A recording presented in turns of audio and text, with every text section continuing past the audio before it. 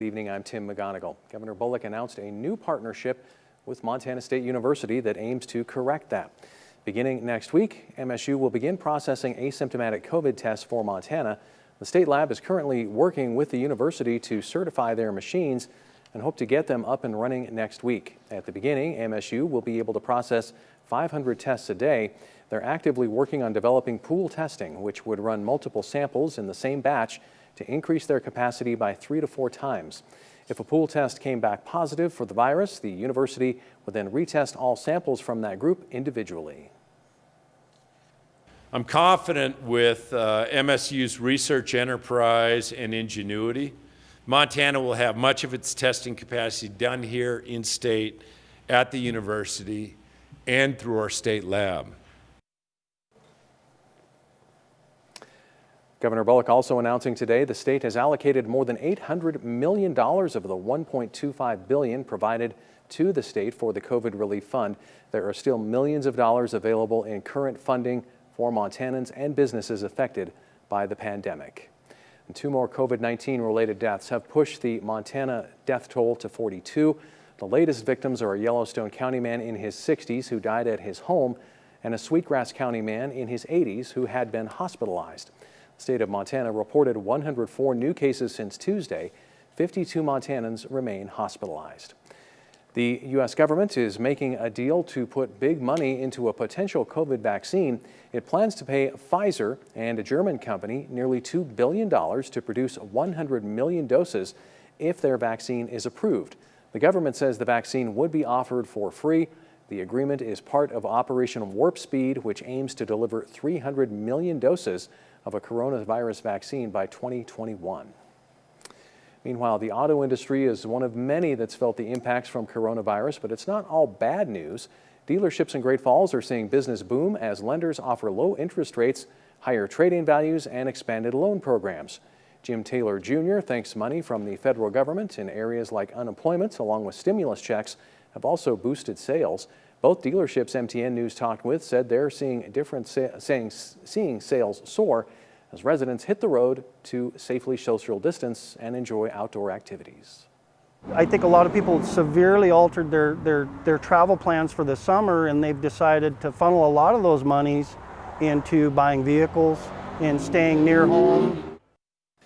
But it hasn't been smooth sailing for everyone in the auto industry. We'll talk about struggles and successes on The Lot tonight at 10. Great Falls development leaders say they're hearing from businesses around the Golden Triangle looking for help as economic uncertainty continues. Great Falls Development Authority Senior Vice President tells MTN News one of the biggest areas they're helping in is resources for online revenue. She says another big struggle for business owners right now is paying and hiring employees. She says businesses in every sector are having to adapt to new hiring and marketing methods to stay relevant. While best practices are changing, GFDA is there to help at no cost thanks to a number of partners. We were able to obtain grants and federal funding and state funding that we match locally with other businesses put into the donation pool. So we are able to provide business coaching to any business in the Golden Triangle that needs or wants it, absolutely free. Along with financial specialists, the Great Falls Development Authority offers online courses for business owners on staying relevant and resources for those struggling to hire employees. Great Falls-based VisionNet was founded back in 1995 to provide advanced distance learning and internet to rural Montana schools. And they've since expanded to become the state's largest network. But the COVID-19 crisis has brought the company full circle to their original mission. The pandemic has forced many schools and companies to operate remotely. And VisionNet has provided the infrastructure to meet the rising demand. Our network was optimized really well to handle this, and we definitely saw traffic pattern changes during the COVID crisis when everyone started migrating to work at home and remote learning. Had a fairly significant impact on our network, but it's built to handle it, which is the good news, and so we're in a good position for this. Evans says COVID-related internet traffic has plateaued, but VisionNet is planning to build more fiber network into larger cities to handle more clients and more traffic. Well, today was a hot summer day with some of us seeing the warmest temperatures of the year so far, and our Storm Tracker weather team is here to tell us more. From Montana's news leader, this is the MTN. That is exactly right, Tim. We have looked at a lot of places seeing the hottest day so far of the year. I mean, we're talking like up towards Havre. We looked at temperatures around 98 degrees for the Electric City, 93, 95 in Helena, 94 in Lewistown. Now, Glasgow and Jordan, you guys have not, the National Weather Service hasn't released the actual time and dates, the temperatures just yet, but I mean out towards Jordan we are currently seeing 102 degree temperatures, so I think that's going to likely be the high for you guys. 95 in Glasgow, just very warm all around, dropped a little bit down to 92 degrees in Great Falls and Helena. The only thing I keep on telling myself is every degree does count, so it does feel a little less cool, a little less warmer than it did earlier. Wind speeds right now 11 miles per hour in Great Falls. We have been looking at a few showers out and about over the last 3 hours, and really zooming on in here, Choteau, Conrad, and Augusta seeing some action. Now, severe weather will be possible tomorrow afternoon, and later on I'll time out the storms expected to move through. But for now, back to you. With these hot, dry conditions we're experiencing, it comes as no surprise the Lewis and Clark County Sheriff's Office closed open burning across the county. MTN's Alexia Guayo has the details. The closing of open burning only refers to organic debris pile of 48 inches in diameter or larger. Typically, to burn of this size, you need a permit. The Sheriff's Office has closed these permits.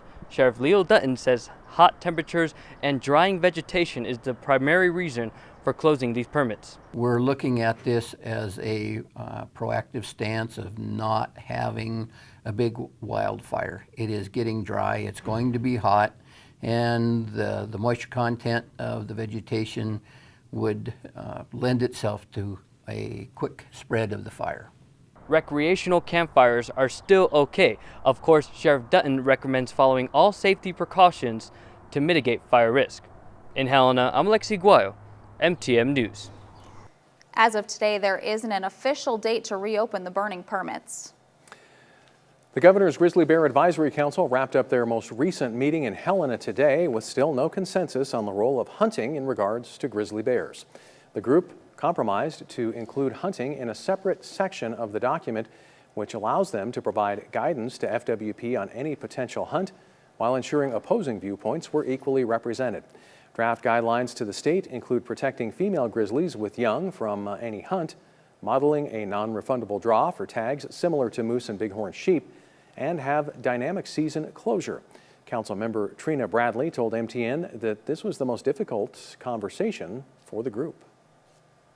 We knew this was going to be hard, and I think that we've come to some kind of an agreement that we can all live with while still getting the pertinent information to the governor's office.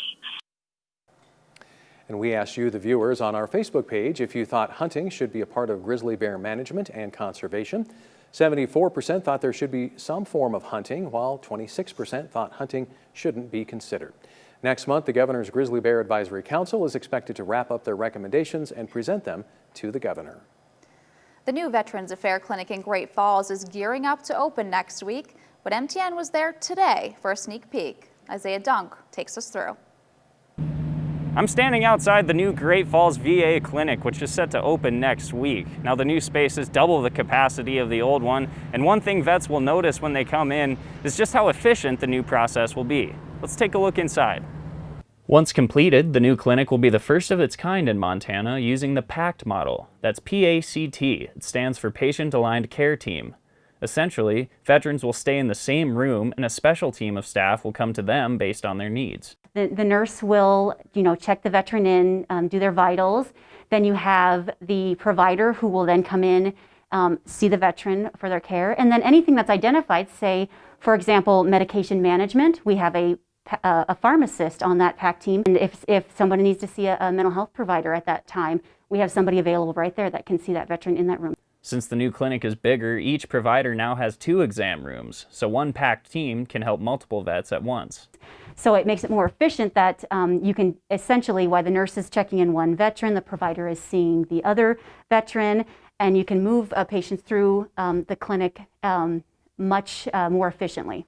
Plus, the space is just easier to get around. At our previous facility, we were spaced out on 2 different floors, and patients would have to go from one floor to the other.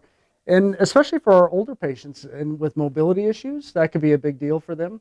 And so being all in one place, in one space, on one floor is going to be so efficient for our patients. And we've already heard from our veterans. They are so excited to come to this new facility that we've built for them.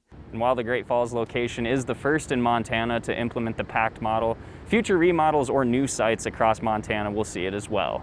In Great Falls, Isaiah Dunk, MTN News. The clinic opens next Monday. There will be a grand opening event on July 31st at 11 a.m. The public is more than welcome to attend, but they ask you make sure to RSVP on the Montana VA Healthcare System's Facebook page starting this Friday. Today, a victory for U.S. Senator Jon Tester and veterans nationwide. Lawmakers passed a bill to provide VA benefits to veterans suffering from conditions related to Agent Orange exposure. This was a herbicide used during the Vietnam War. Many veterans today are suffering from illnesses linked to it, including cancers. Senator Tester and Great Falls Vietnam veteran Bill Garber spoke about the importance of the bill today.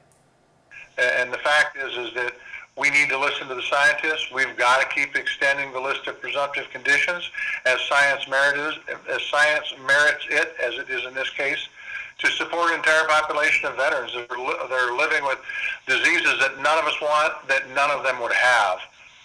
I've lived with Agent Orange in my body for more than 50 years. It's affected every part of me.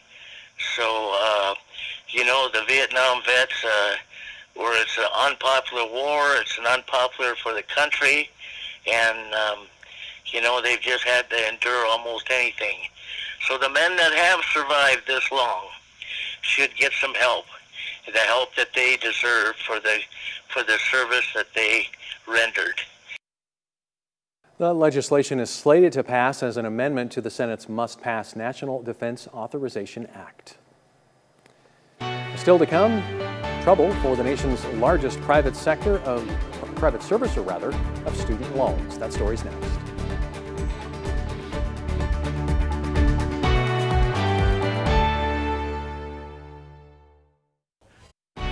From Montana's news leader, you're watching the MTN 530 News. The nation's largest private servicer of student loans has been under fire for allegedly bungling a program meant to forgive loans to graduates who go into public service jobs. And now a Montana man has won a key ruling from the Montana Supreme Court in his lawsuit against the loan servicer. James Rivas sued the Pennsylvania Higher Education Assistance Agency 2 years ago, saying it was not accurately recording his student loan payments. He says he worried the mistakes might prevent him for qualifying for loan forgiveness worth as much as $250,000. A judge in state court threw out the lawsuit, saying any dispute is covered by federal law. But last week, a unanimous Montana Supreme Court overturned that decision and said Rivas can claim in state court that the agency is violating Montana consumer laws.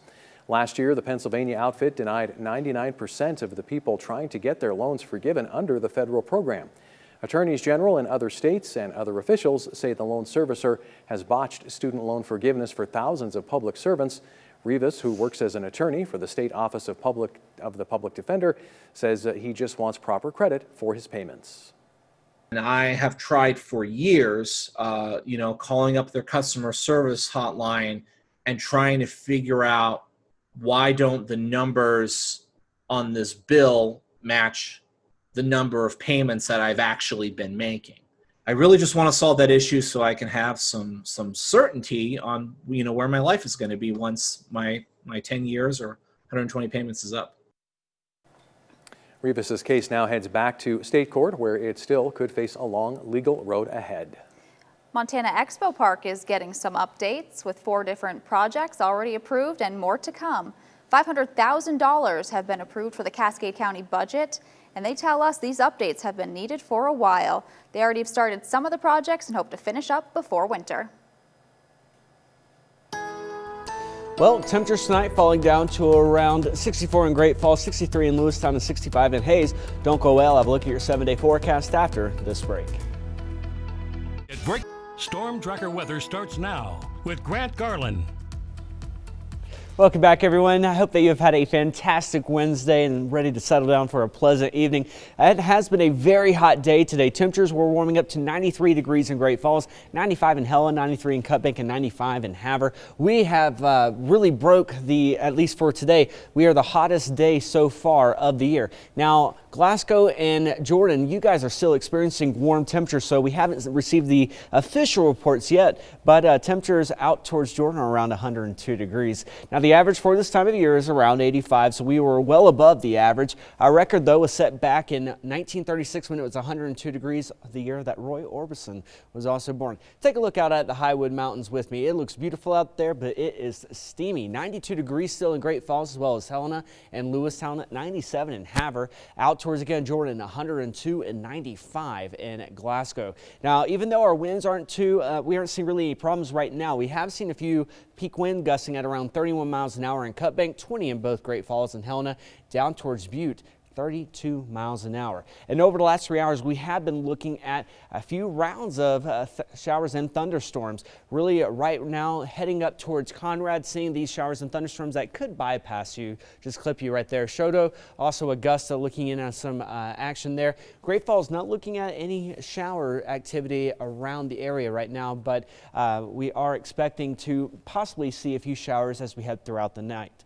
Now, with our headlines tomorrow, we are expecting severe weather possible, so please make sure that you're staying weather aware with that. We are expecting scattered storms on Friday, mainly for those down towards Helena. And for this weekend, temperatures are going to be in the mid to lower 80s. So let's go ahead and talk about the chance for severe weather tomorrow. We are looking at a medium to low risk for a lot of folks. Medium risk, though, for Great Falls and Helena for scattered severe thunderstorms, and a low chance for Havre and Hayes for an isolated chance for severe weather. The main threats with any of these storms, as well as up towards Glasgow, will be damaging wind gusts, as well as quarter-sized hail and frequent lightning. So let's get to it. As we head throughout the night, we will see again a few showers possible that should end after midnight or right around midnight. Then cloud cover will be the name of the game for us all really tomorrow. And then as we head into the afternoon, we start to see showers popping up, continuing throughout the early afternoon to the mid-afternoon. That's when we're going to start to see our showers and thunderstorms kind of grouped together, making their way up towards Great Falls. Right around 6 p.m., looking at heavy thunderstorms,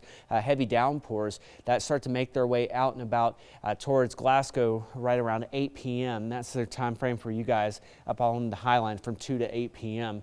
And then they'll make their way up towards Canada. We are going to be looking at kind of drying out before we have a 30% chance for a few showers down towards Helena on Friday. How much rain could we be getting? Well, as we head throughout the afternoon tomorrow into the evening hours, we could be seeing a half an inch of rain for our friends in Helena, a little over half an inch of rain in Lewistown.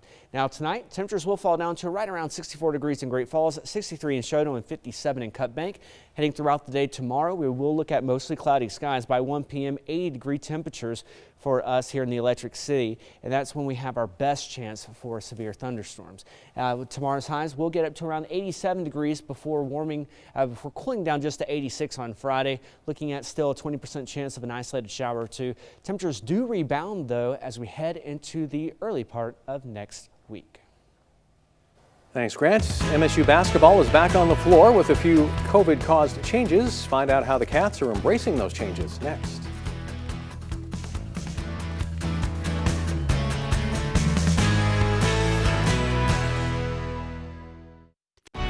From Montana's news leader, you're watching the MTN 530 News. Montana State University's men's basketball team has returned to the court. MTN's John Miller explains how the Bobcats are staying safe while practicing. On Monday, the Montana State men's basketball team was finally able to practice on their home court. It's been awesome just to get back in the gym with these guys. You know, obviously there's still the restrictions. You got the mask. You know, we can't play one-on-one or two-on-two. You know, everybody's got to kind of keep a distance. Don't be in a race to just ball. Hey. Practicing at home or at the park by yourself during the shutdown, you can forget to work on a big aspect of the game. You can tell that the guys haven't done anything defensively in about 5 months. Now that the team is back on the court, they have a few guidelines they must abide by. They all have to come in at the same entrance. They have to get their temperature checked. They got to answer questions. They have no access to our locker room. They have to come basically straight down to either the training room or on the court. And then after they're done working out, they basically all got to go out a different door. So that way athletes aren't running into each other, going in and out the same door. Not just that, they must be wearing a mask at all times. Whenever they're in close quarters, they know they have to have it on. The workouts, the way we've tried to design them, that they're not getting within 6 feet of each other or 6 feet of a coach. So they've done a good job. They're pretty much used to it now, from lifting and conditioning with it on. But it also has a minor downside when they're trying to communicate. Sometimes we're yelling at them to be louder, and you forget, like, oh, they got a mask on. You probably can't hear them. With all that has gone on this offseason in regards to COVID-19 and peaceful protests, the team has a one-word motto: embrace. Embracing each other's races, our differences, embracing each other, embracing the grind, embracing the weight room, and embracing the opportunity to be here right now. In Bozeman, John Miller, MTN Sports. Just remember, we have a chance for isolated severe thunderstorms tomorrow. All right. We'll see you back here tonight at 10.